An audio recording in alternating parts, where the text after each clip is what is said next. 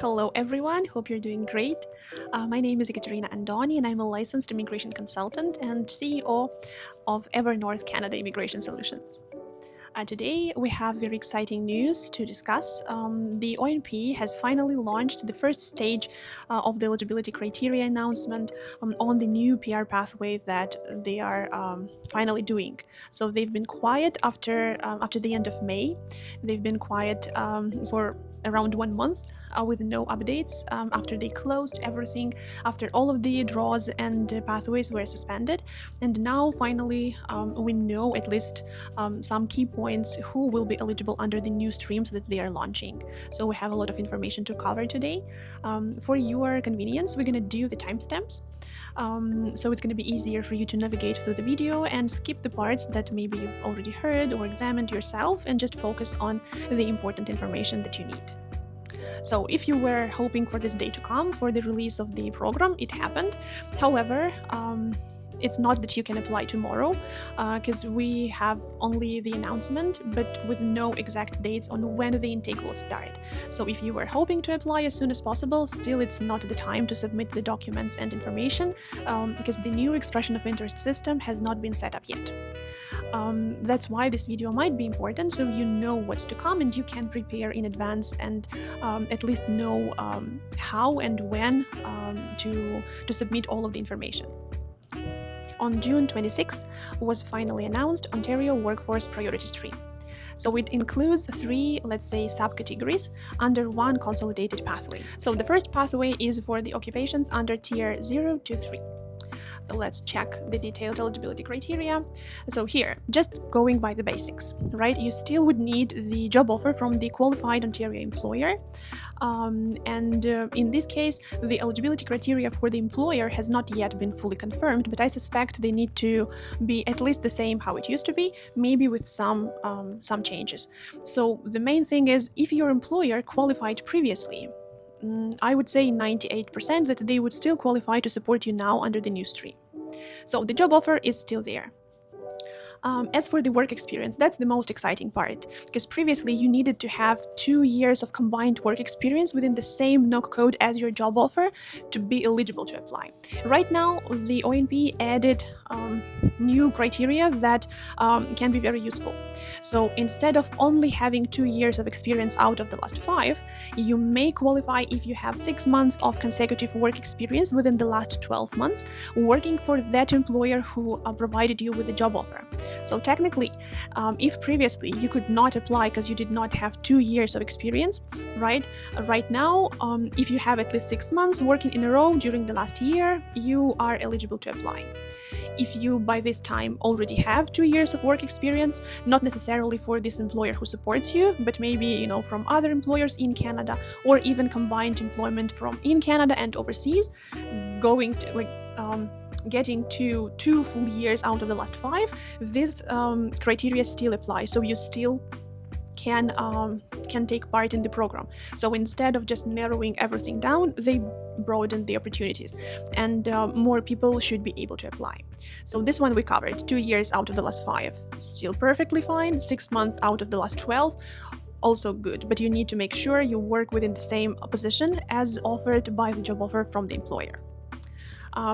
Exciting news for Ontario recent graduates. So if you recently graduated from an Ontario eligible institution and have the job offer from the employer, for you don't even need to work 6 months to qualify. You need to work at least 3 months to work for that employer under the same occupation as your job offer, and you should be able to apply. So they lowered the bar for Ontario graduates even more. So you see, more people now should be eligible. And once again, we are talking about the job offers and the occupations under Tier 0, 1, 2, and 3. So highly skilled and skilled workers. Very good thing for the licensed applicants. So in this case, if your NOC code, right, if your position requires licensing to operate in Canada and especially within Ontario, in this case, the licensing requirement eliminates the need for you to have any work experience to prove. So basically, if you are, let's say, a mechanical engineer who needs licensing to practice in Ontario, you can use that license that you already obtained, and you can be exempt from showing any prior work experience. So this is even better. As for the language requirement, the very important thing here is that now the language is mandatory. If you remember previously, you still had to pass English if you wanted to score higher.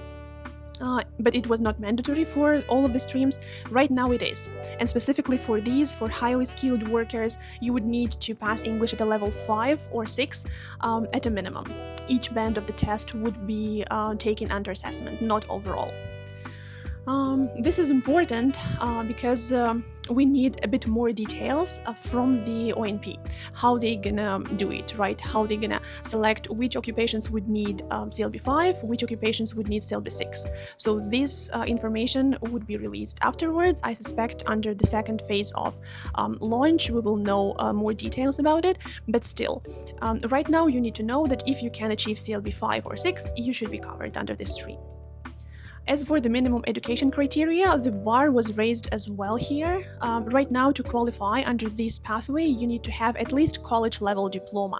So instead of having only high school degree, or degree was not previously even assessed, for some of the streams under the previous OINP rules, right now it's important. So if you have high skilled or skilled position under any of these tiers, 0, 1 to 3, you need to make sure to qualify that you have at least some higher education, college level diploma, university level diploma, like anything above the high school should be good to go according to the criteria. So how they put it here, they say post-secondary degree or diploma. So it means that you needed to go to school after you finished high school. So applicants who have only high school diploma, unfortunately, would not benefit from this stream. They always mention like having how they do it, always like giving the room for any changes. So what they say here is some occupations may have alternative criteria, so you would need to consult the regulations after the second stage release. So there might be some changes here, but at least these are the core criteria that should be followed. The second pathway is for the unskilled occupations. So technically, if you work in tier 4 or 5 occupation and you have the job offer from the eligible Ontario employer, you could potentially take part in this OINP program, this pathway. So what has changed? Because you might recall previously there was an in-demand stream, meaning that some selected NOC codes under the unskilled positions were able to take part in the program. What changed right now?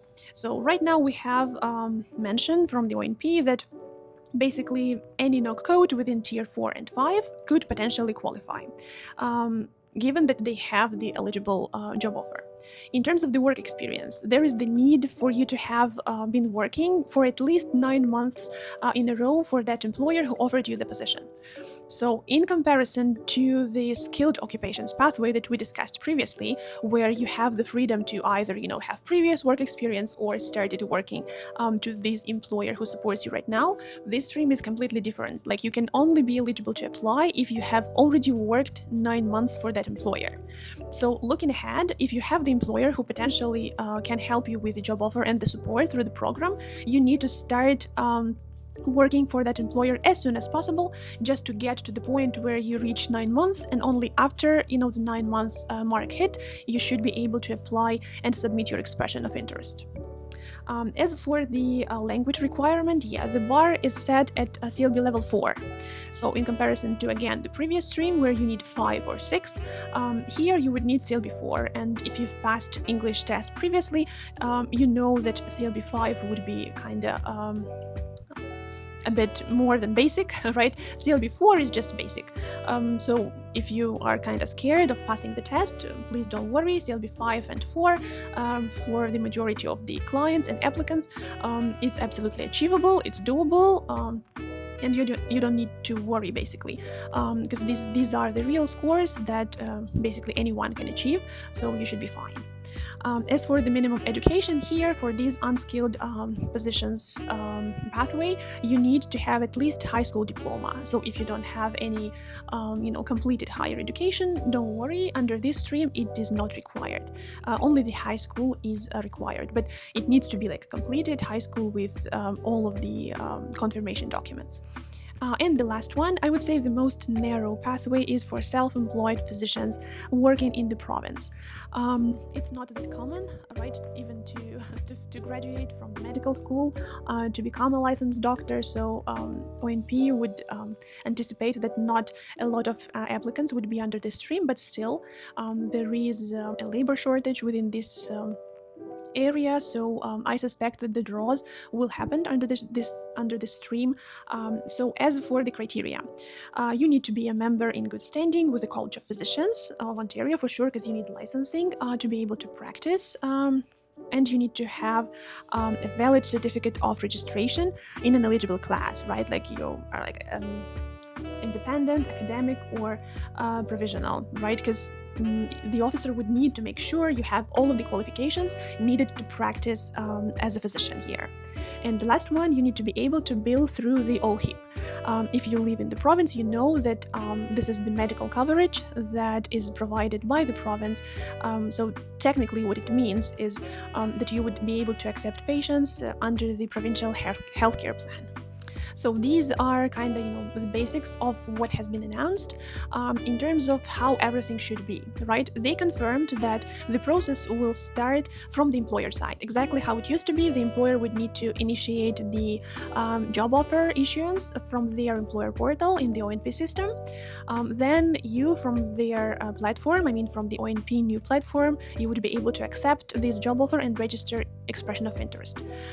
What the Ontario released so far is that the detailed updates on when the portal will be ready to use, we should expect sometime during the summer, so we're going to continue waiting. And the registration will start only as soon as everything is set up. The employer side will be good to go, and the portal where you as the applicant would register the employer, expression of interest from your end also, like when everything will be set up, only at that time the intake of the expression of interest would start, and technically that will announce that you now can submit the documents and wait for the draws. As for the prediction of draws, a lot of my clients are asking when to expect the draws, how the system's going to go. My predictions are that most likely OINP will leave the points-based system how it used to be previously. That's, I suspect, how they might do it, just judging by how many applications for the nominations they allocated for this year, for 2026. Originally, it was around 14,000, and until April, until closure of everything, they already issued around 10,000 of, invitations. So technically, by the end of the year, we are talking about roughly 4,000 spots available for the nominations. That's not much, right, to be honest. So I don't think they will do the draws in terms of first come first serve. Everyone who submits the expression of interest would get the invitation to apply. I don't think that's going to happen. Most likely they will go back to the points-based system where you register the profile and you just wait, and they do the draws based off the most competitive profiles and the points. But again, these are just predictions. What they might do instead, they might do the invitation to apply is based on the regions. Also, something similar they already did. They were inviting people, in Northern Ontario, or who are working in South Ontario, so different locations, not everyone within the same NOC code. Maybe they will keep, doing the same thing. Lastly, also what can happen is maybe there will be some caps on the NOC codes. For example, some NOC codes might fill in the cap earlier. Some might still have some room. So we don't know how it's gonna go. These are three realistic pathways, and just judging by the history, how Ontario did draws previously, most realistically, that's to some extent, that's how they're gonna do it. Anyways, within these news that has been launched, a lot of good points are, right, that at the moment I feel that Ontario are willing to offer PR pathways for more candidates, since a lot has changed. I see it as more opportunities for the applicants, especially like giving the option of applying once you have 6 months, of work experience for this employer. This is a drastic change. I really like that. But still, we would need to check and monitor the updates, and I encourage you to use this time before the official intake starts, just to talk to the employer, check if they are eligible under the previous conditions, because most likely they will remain eligible. Talk to them, see if the employer is willing to support, do the assessment of your own chances, like do you have your post-secondary degree confirmed, meaning that have you done your WES evaluation, let's say, right? Do you have your ECA report done? Or if you did your education in Canada, like do you have an official transcript? Do you have a diploma? It might be very surprising for some viewers to say like, oh, I already have everything because I graduated and I have everything in my folder, but you will be surprised it's not the case for everyone.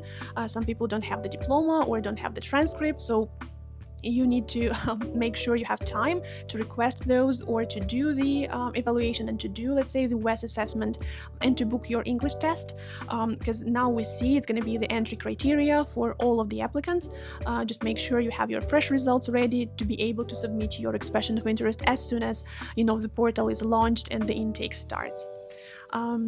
In terms of our help, we would be always happy to do the assessment for you, to guide you through the process. So if you have more questions, drop them in the comments. Most likely we'll be able to gather all of them, maybe do a separate video or reply through the message, so you have like full picture.